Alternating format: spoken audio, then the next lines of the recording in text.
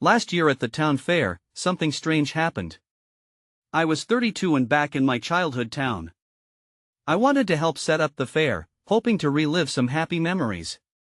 The drive down Main Street felt off. Everything looked familiar, but also different. The fairgrounds were buzzing with activity, but I saw the clowns. They were whispering to each other, darting their eyes around. My heart began to race. I ignored it. I thought I was just being silly after years away. The next night, I heard laughter. It was not joyful. It echoed in my mind and woke me up. I felt cold and tense, wondering what had just happened. I decided to ask around town. At the diner, I bumped into Mrs. Palmer, an old neighbor. She didn't seem herself. "Those clowns," she said nervously, glancing over her shoulder. "They've always given me the creeps."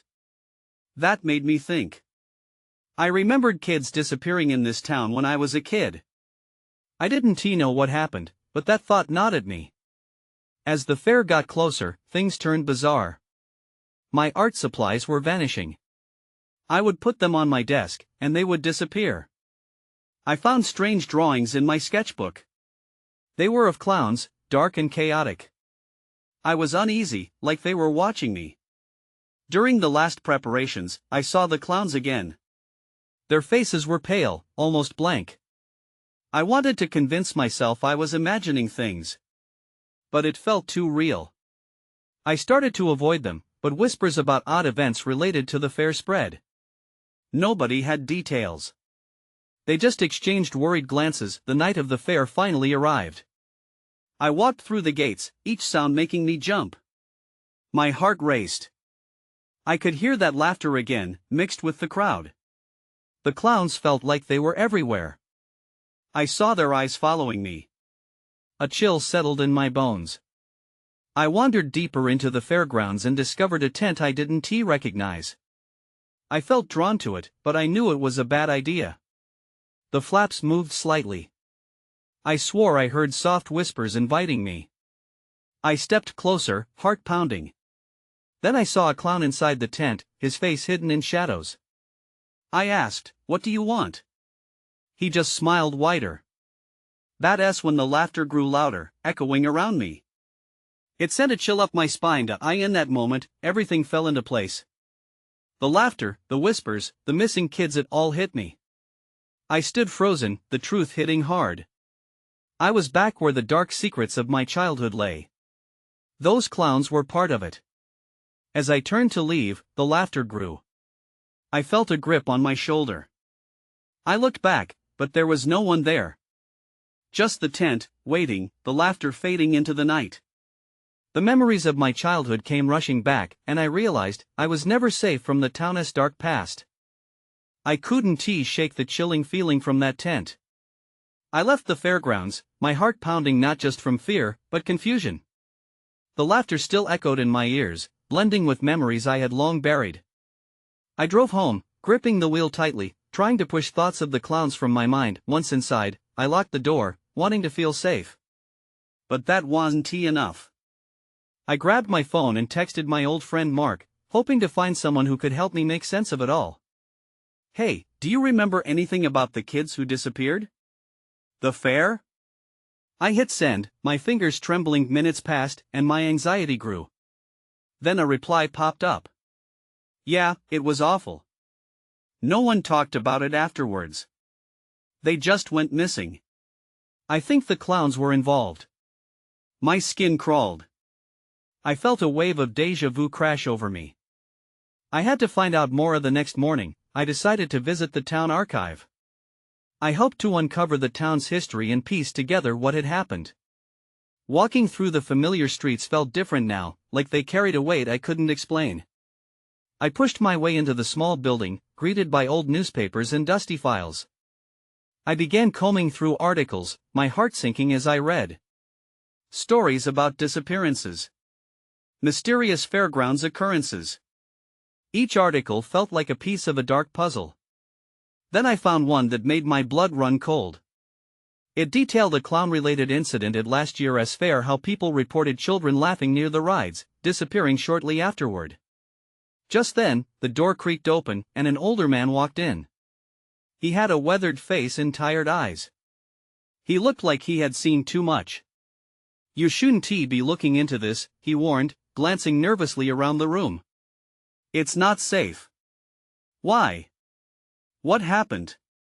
I asked, feeling a mix of fear and determination. He shook his head, fear darkening his expression. "You have to leave it alone.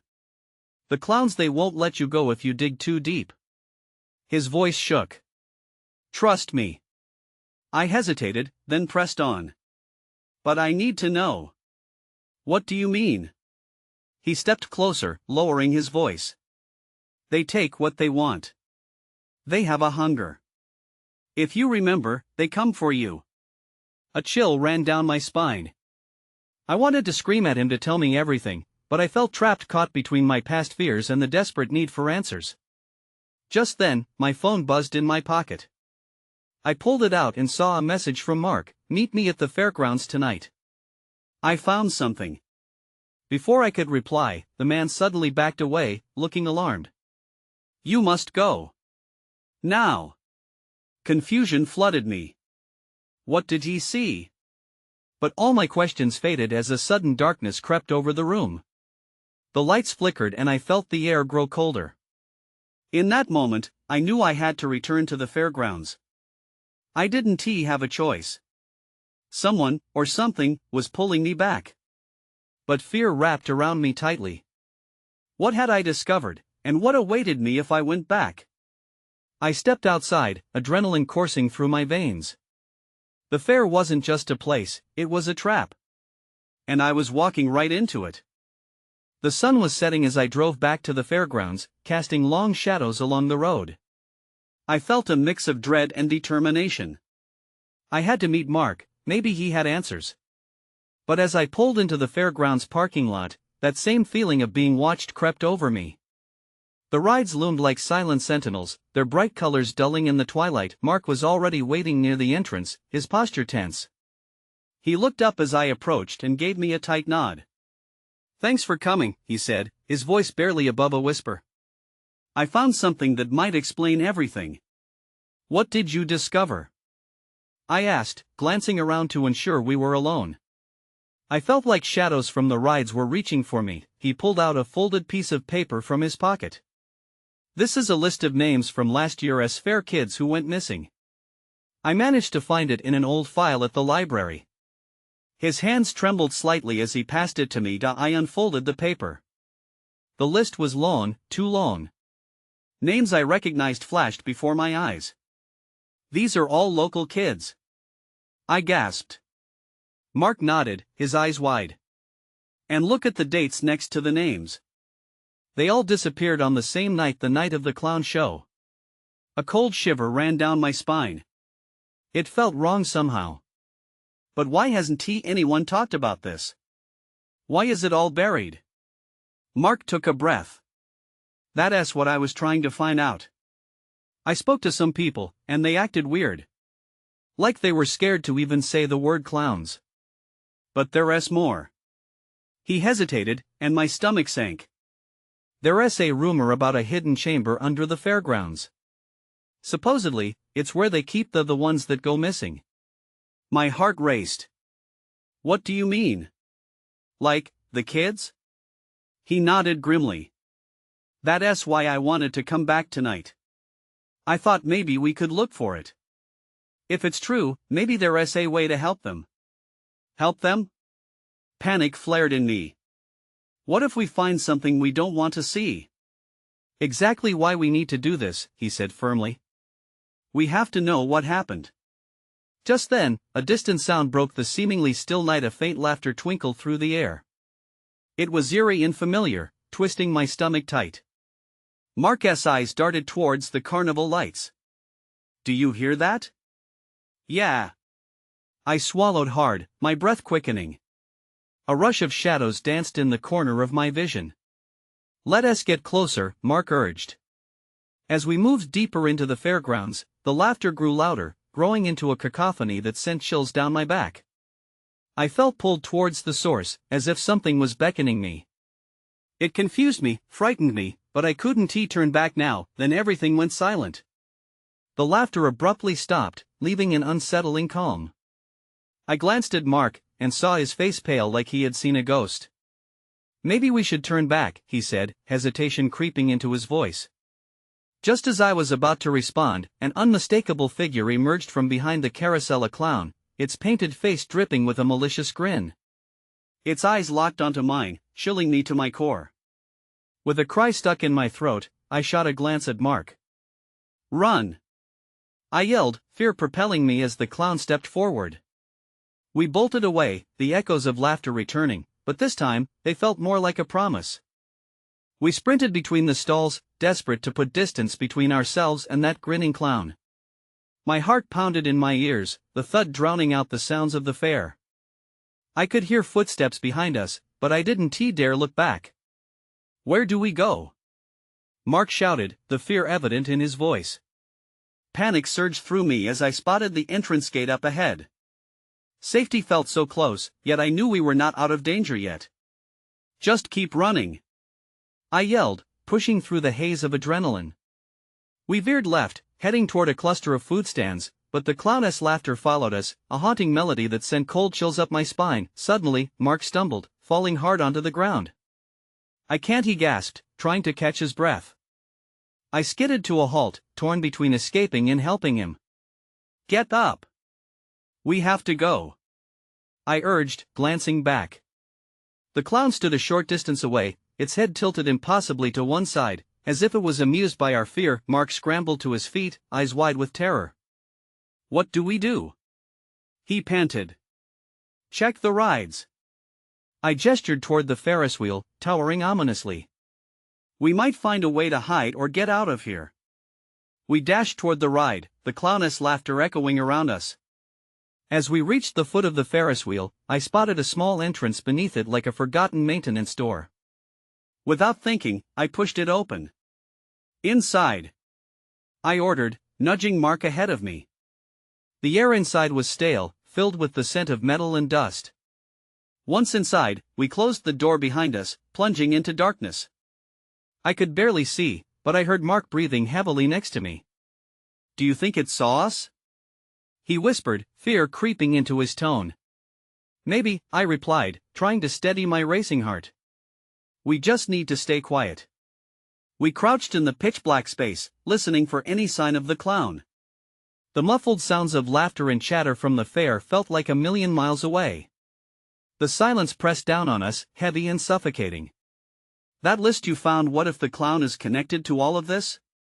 I wondered aloud. "I don't know," Mark said, voice barely more than a breath. "But those names, they're not just random.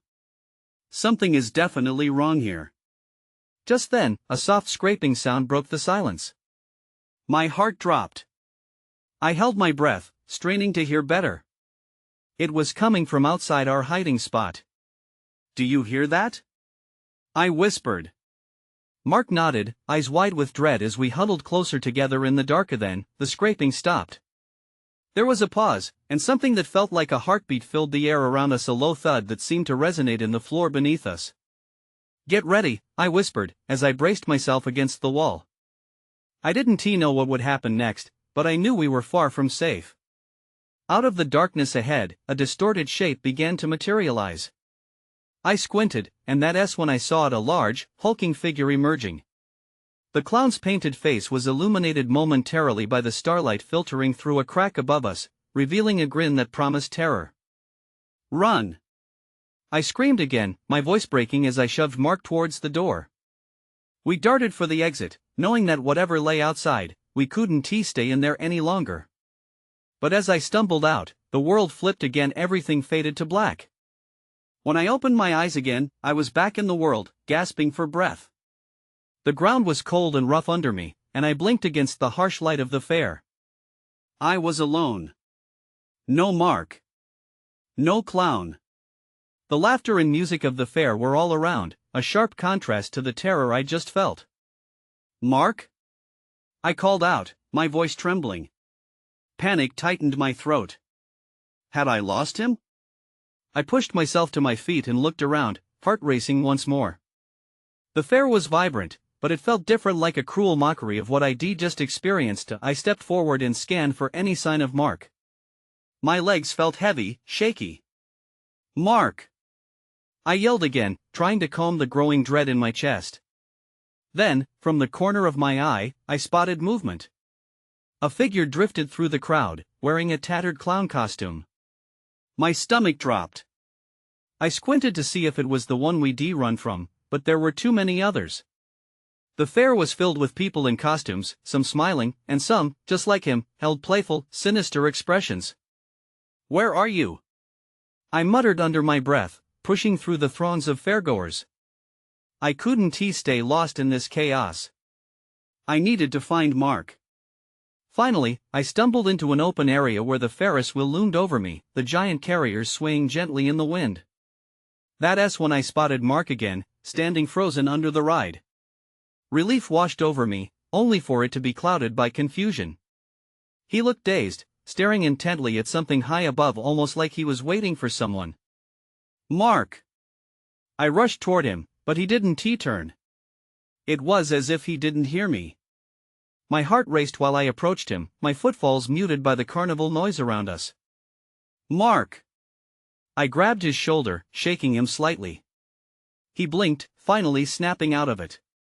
What happened?" he stammered, looking around as if he had just woken up from a bad dream. "I don't know. We need to get out of here," I insisted, looking over my shoulder. I half expected to see the clown lurking behind us, but there was nothing. Just the endless celebration balloons, games, and laughing children. Wait. Mark's face hardened with realization. That clown, it was like he was controlling everything. The rides, the people. I swallowed hard. "What are you talking about?" "The list," he said urgently. "Those names, they're all linked to this fair somehow. I bet they're not just random victims, they might even be here." My heart raced. "What do you mean?" Just then, I noticed people were starting to shift, their faces turning pale. It was as if something was dawning on them too. The laughter faded, replaced by whispers and gasps. "Look!" someone shouted, pointing toward the Ferris wheel. I followed the crowd's gaze. A figure appeared at the top, silhouetted against the sky. It was the clown, standing high above with that same twisted grin plastered across his painted face. The laughter started again, louder, more ominous. "Mark, we need to move." I grabbed his hand and pulled him away from the Ferris wheel, heart pounding in my chest once more, but as we turned to run, I felt a strange pull and urge to stay, to listen to the laughter that echoed around us. I shook my head, trying to fight it off. "We can't let him get us again. We need a plan." That's when I noticed a small booth tucked away in a forgotten corner of the fair. It was labeled in faded, peeling letters, "Lost and Found." "Maybe they can help us," I said, racing toward it, dragging Mark behind me. The laughter faded behind us, but I couldn't shake the feeling that we were being watched. Just as we reached the booth, the door swung open, and an old woman with a knowing smile appeared. "Looking for something?" she asked, her eyes twinkling with mischief. My breath hitched in my throat. I sensed this was just the beginning of something far darker. The old woman's eyes seemed to spark with a light of their own, revealing far more than mere mischief. "You have questions," she said, her voice low and smooth, as if she was drawing out the very air around us. I felt an uneasy chill ripple down my spine. "Where's the clown?" I asked, my voice more anxious than I intended. Mark stood silently beside me, his grip still tight on my hand, looking between the woman and me. She chuckled softly, a sound that sent shivers through me. "He's always around. This fair, it calls to him. And he calls to it." "What do you mean?" Mark asked, stepping closer. "You know what's going on?" Her gaze shifted momentarily, as if peering into the distance beyond us. "Each year, the fair claims a piece of someone. Their joys, their fears, their very essence. It breathes life into the chaos, and he is its master." "What are you saying?" I was losing patience. "We just want to get out of here." "Ah, but you can't leave yet," the woman said, her smile fading into something more serious. Not until you understand what you're truly dealing with. I glanced at Mark, feeling desperation swell in my chest. I wanted to leave this woman behind in this fair with it, but the air was thick with her presence. It was like listening to a haunting melody that I couldn't shake off. Those names, she continued, creeping closer. Every year, they choose one to remember. Often, it's the ones who think they're safe. What does that mean? Mark asked, his voice suddenly guarded. There's a reason you're here. The clown has linked you to those names. She leaned in, her breath scented with something stale. You must question who you trust and what you want. Just then, a loud creaking sound echoed from somewhere beyond the booth, nearly drowning her out. I turned instinctively, and when I looked back, the woman was gone, as if she vanished into thin air. Did you see that? Mark gasped, shaking his head. She was just gone. I don't want to stay. We should find someone else who can help, I said, my heart still racing. We turned to leave the booth, but my feet felt like they were rooted to the ground. Wait. Mark's voice cut through the chaos. What if we do need to know more? What if we're part of this somehow? His gaze bore into me, igniting a nagging fear that maybe the truth was worse than the clown. Just then, the laughter roared back to life, echoing dangerously close, making my skin crawl. I think we need to move, I urged, but something shifted behind me. I spun around to see the Ferris wheel once more, and there, at the top, the clown was staring directly at me, a predator savoring its prey. Suddenly, the lights above flickered, plunging the area into a strobing darkness before returning to brightness. When the lights stabilized again, I saw something was dangling from one of the carriers. That's when I saw it, I whispered, frozen with fear. Something is up there. I could feel Mark's breath quicken beside me. What if it's another victim? We had to act fast. The Ferris laughter was reaching a deafening crescendo, and the clown's focus seemed to sharpen on us. In that moment, I knew we needed to take a risk. But risk could mean everything. Or nothing. I pulled Mark with me, my pulse pounding in my ears. The Ferris wheel seemed to loom over us, its creaking and groaning echoing my growing dread. We can't just stand here, I said, my voice strained. Maybe we should check what's hanging from the ride, he suggested, glancing back at it. It could give us a clue. I nodded, though every instinct told me to run in the opposite direction. As we moved closer to the wheel, the sound of laughter turned into an unsettling cacophony, twisting my stomach. With each step, I felt consumed by the sense that eyes were watching us, as if the whole fair was an audience waiting for a show to unfold. Just be careful, I whispered to Mark as we approached a carrier. The faint sway of it filled me with a mix of curiosity and dread. I peeked over the edge. There it was, what had been left behind. My breath hitched. The dangling object was a faded carnival ticket. A rush of emotions collided within me as I noticed a name scribbled in careful, shaky letters, Lucy. Lucy? Mark muttered, leaning in to examine it. Do you think I don't know? I cut in, my throat tightening. But if the clown is involved, we need to find out why. Suddenly, laughter erupted loudly, and the lights of the fair shifted and dimmed, casting ominous shadows around us. I could feel the scenery pulse with life, as if the fair itself was aware of our presence. Look! Mark yelled suddenly, pointing back to the booth we had just left. A figure moved behind the curtain. It was just a flash, but I knew it was the old woman. We should go back to her. Before I could agree, there was a loud snap from above. I flinched, and we both looked up just in time to see the clown lean forward, arms extended, a grin spread wide across his painted face. He was no longer just a figure in the shadows, he was alive, fully present, and descending like a nightmare brought to life. It's time! The clown echoed, his voice like velvet coated in malice. Anxiety clawed at my insides as he pointed directly at us. In an instant, the world narrowed. I grabbed Mark's hand tight, and we bolted, weaving through swarming fairgoers. My heart raced as I shot glances over my shoulder at the clown, who easily moved behind them, his red nose bobbing through the crowd. We have to split up, I said, breathless. It'll be harder for him to track us if we separate. What? No. Are you crazy? His face was pale, filled with fear. Please, just trust me. I urged, my voice urgent. Meet me back at the entrance to the fair in 10 minutes. Just go. With that, we dashed in opposite directions, each running blindly into the chaos. The laughter echoed around me, and the fair transformed into a twisted maze.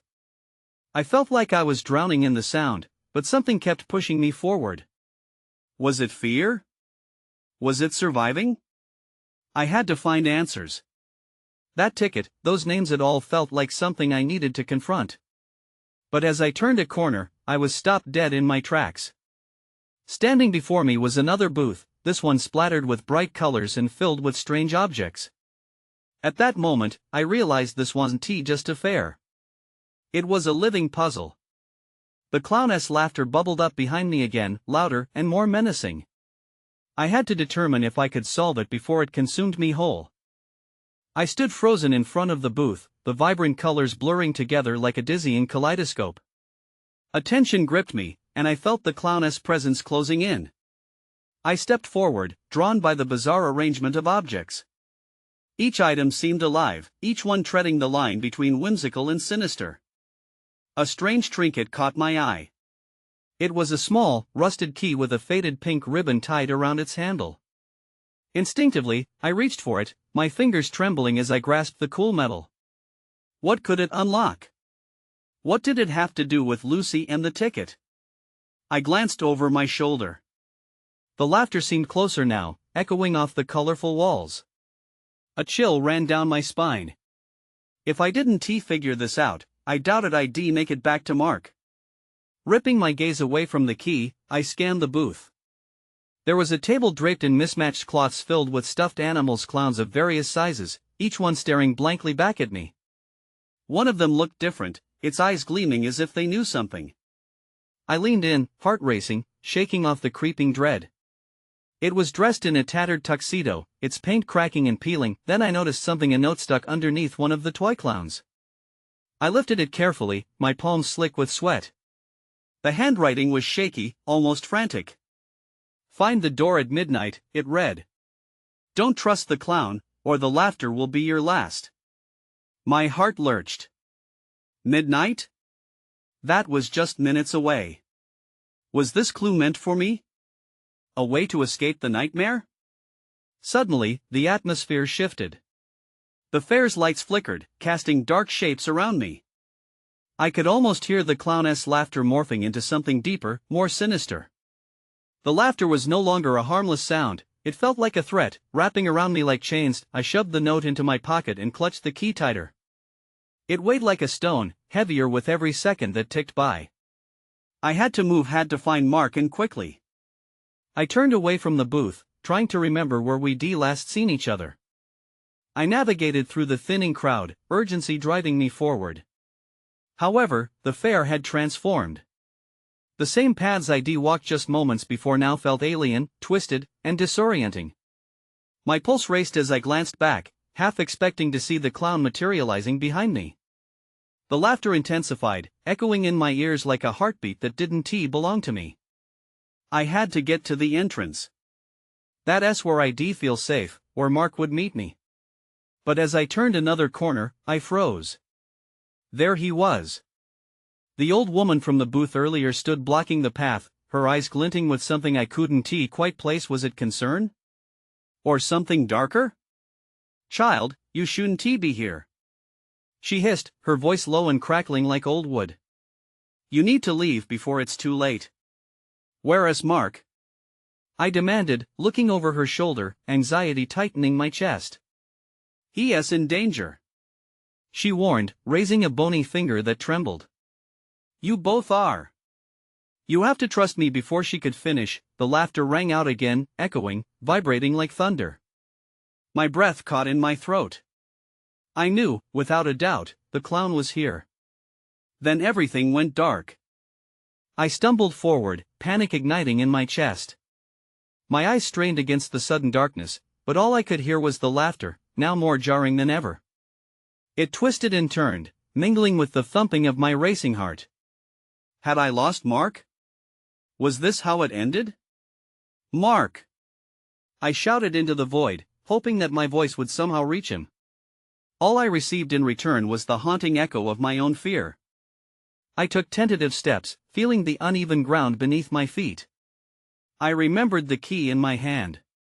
The cool metal felt like a lifeline as I fumbled to hold it tightly. The door at midnight, I whispered to myself. I had to find it, whatever it was. Just as I began to regain my focus, a flicker of light appeared not far from me. I rushed towards it, praying it was a way out. As I approached, the source of light grew clearer, a small bulb flickering outside a tent with frayed edges. I peered inside. Empty. My heart sank. Where was everyone? I felt as if I was the only one left at this forsaken fair. The laughter ebbed slightly, as if mocking my search, so I scanned the ground for any sign of mark or a clue. That's when I saw a trail of bright red ribbons leading away from the tent.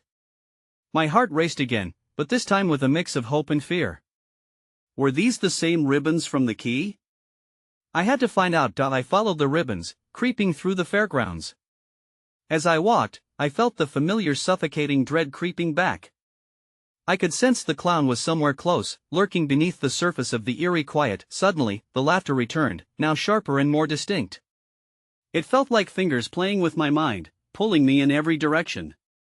But I couldn't stop. I had to reach this door. I had to find Mark.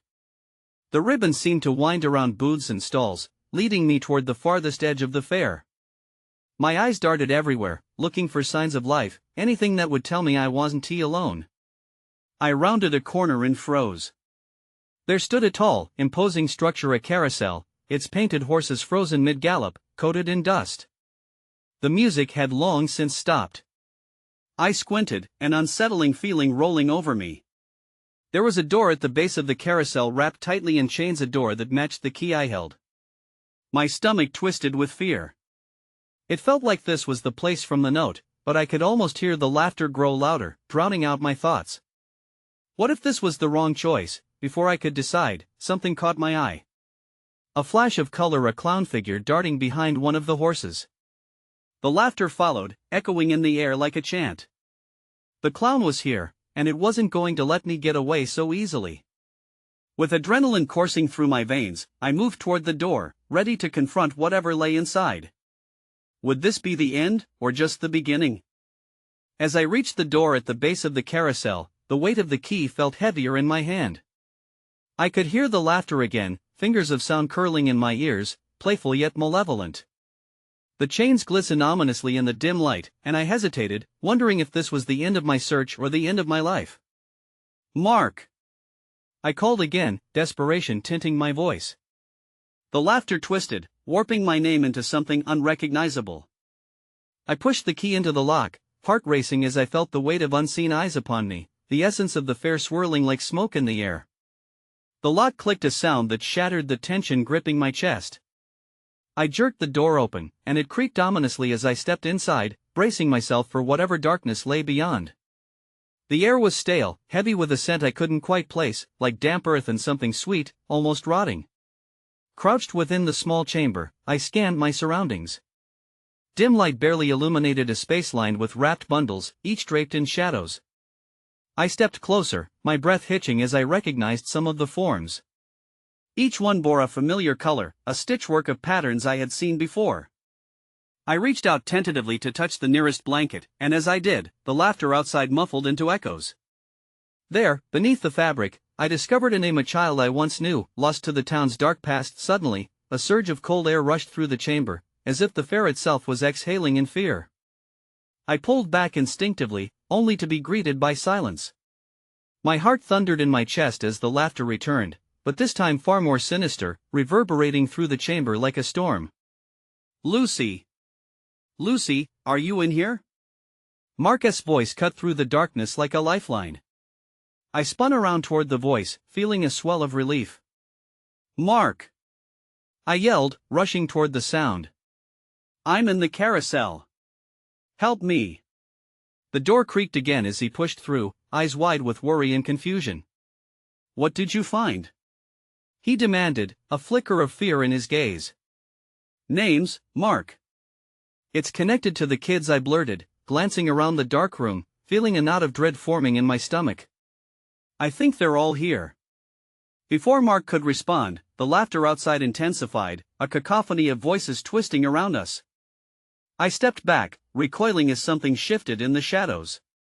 The chains on the door rattled, and I felt an electric chill sweep through the air, warning us of an approaching danger. Get ready, I said, adrenaline surging. If we don't act now, but my words were drowned in the uproar that followed. The exit door crashed shut, and I felt a pull, an unseen force drifting through the space as the laughter morphed into something darker, more desperate. The atmosphere thickened, shifting like a living thing, and I could feel the darkness closing in. Lucy, what do we do? Mark tried to keep his voice steady, but I could see the panic rising in his eyes. We have to find a way out. I turned, glancing around wildly, searching for something, anything that could help. That's when I noticed the wall to my right. It felt different, warmer somehow, and as I approached, I could faintly make out whispers slipping through the cracks. My heart pounded in response. They want to keep us, I realized, fear pooling in my stomach. They will take us if we let them. At that moment, I made up my mind. I reached for the wall, not knowing what I'd find, pressing my palm against the surface. We have to break through. Mark stepped alongside me, firm and resolute, and we struck the wall together. The sound was thunderous, as if our resolve echoed through the very heart of the carnival. A sharp wave of energy vibrated back, and in that moment, the laughter changed, growing sharper, more furious. With each strike, the voices and laughter reached a fever pitch. The world tilted as the wall shuddered, and suddenly the surface gave way, splintering and exposing a dark passage beyond. I felt a rush of freezing air beckon me forward, like freedom calling my name. Go! I urged Mark, pulling him into the darkness with me. We lunged through the threshold. The air shifted again, pulling us deep as that haunting laughter erupted behind us, now raging with fury. I didn't look back as we ran through the darkness, guided by instinct alone. The ground beneath us felt uneven, and as we stumbled forward, I braced myself against the uncertainty. We pushed further, driven by fear, adrenaline coursing through our veins. Where's the exit? Mark shouted through the thickening gloom. I don't know, I gasped. Just keep moving. Suddenly, we broke into a clearing drenched in twisted moonlight. The fair loomed before us, but something felt different. It was all distorted, the figures of children and adults blurred and shifting, dancing beneath the shadows of the carnivals. The laughter faded into the night, growing softer as if all that had happened remained just behind us. Then, I saw a flicker of a door nestled between the trees, definitely there but not there at the same time. There!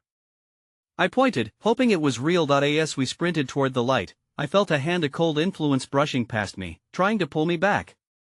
It was a struggle, but I didn't falter. I held onto Mark tight as we reached the door, pushing it open with all our strength. Beyond it was a bright light, illuminating everything around us, contrasting against the darkness behind. Come on, I urged, barely managing to hold on to our escape. The laughter echoed one last time, and then, with a final burst, it disappeared, leaving only silence in its wake. We barreled through the door and were met by the warm scent of late summer air. My heart raced as we tumbled onto the grass beyond the fairgrounds, the sights and sounds of the carnival fading like a bad dream. For a moment, I was overwhelmed, the teetering edge between relief and disbelief. But as I glanced back, the fair appeared quiet and still, as if nothing had ever been amiss. There were no lights, no laughter, just an empty expanse, a stark reflection of what we had experienced. Did we do it? Mark questioned, breathless. I think so, I stammered, feeling like I was still in a haze. But as I looked up at the dark skyline, I caught sight of something standing atop the Ferris wheel, a figure against the stars. It was the clown, and in that moment, he looked down at me, grinning, a promise that this wasn't truly over. I shivered as I turned away, gripping Marcus' arm tightly. The questions lingered, unfulfilled. Who were the children? What really happened every year at the fair? I didn't know if we had touched the surface of our town's dark past or if we had merely scratched the veil of something deeper. But I knew this, I couldn't shake the feeling that the fair would always be there, teetering briefly on the edges of my memories, waiting, longing, pulling at the threads of my mind. I moved to a different city after that. I still think about that night, sometimes hearing faint echoes of laughter in the back of my mind, and wondering if I'll ever truly be free from the fair's grip. But mostly, I try not to think about it.